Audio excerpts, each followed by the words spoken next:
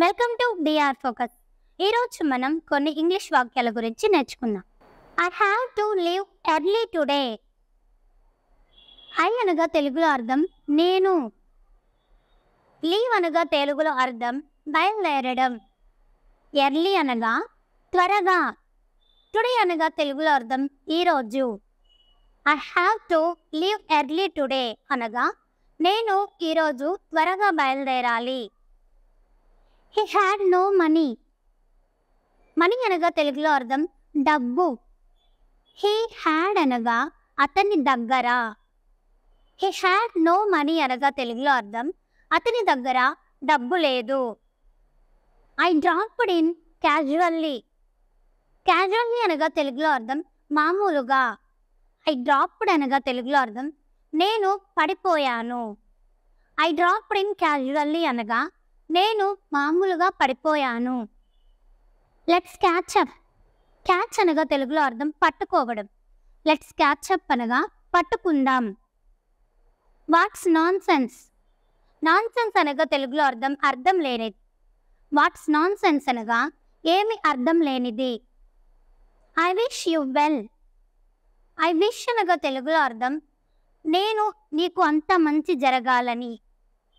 Well అనగా మంచి.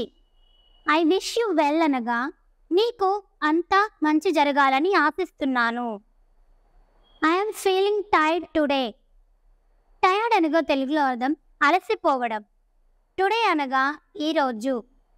I'm feeling tired today అనగా నేను ఈరోజు అలసిపోయాను.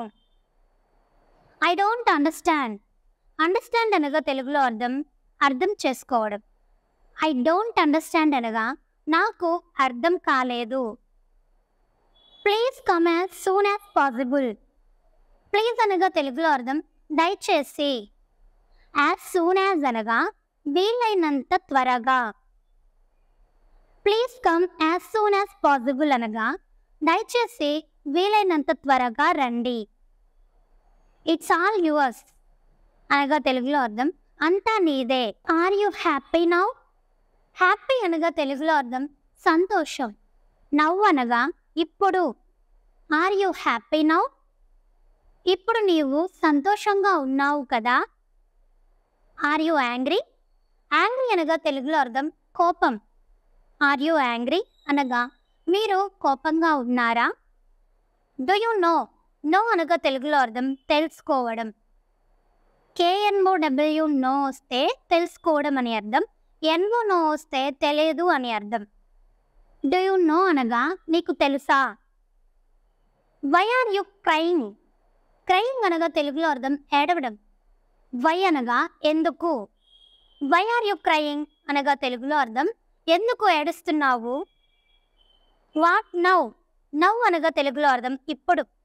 వాట్ నౌ అనగా ఇప్పుడేంటి. Is everything okay. ఎవ్రీథింగ్ అనగా తెలుగులో అర్థం అంతా.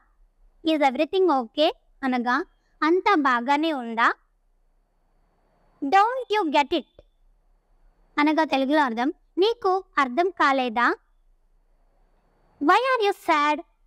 సాడ్ అనగా తెలుగులో అర్థం విచారం. వై అనగా తెలుగులో అర్థం ఎందుకు. యు అనగా మీరు. వై ఆర్ యు సాడ్ అనగా ఎందుకు మీరు విచారంగా ఉన్నారు.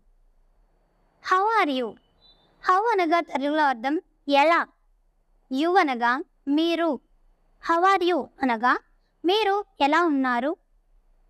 How is your pain. Pain అనగా తెలుగులో అర్థం నొప్పి. హౌ ఈజ్ యువర్ పెయిన్ అనగా మీ నొప్పి ఎలా ఉంది. ఈ వీడియో కనుక మీకు నచ్చినట్లయితే లైక్ చేయండి. మరికొన్ని ఇంగ్లీష్ టాపిక్స్ కోసం అంటే నేను మన ఛానల్ని సబ్స్క్రైబ్ చేసుకోండి.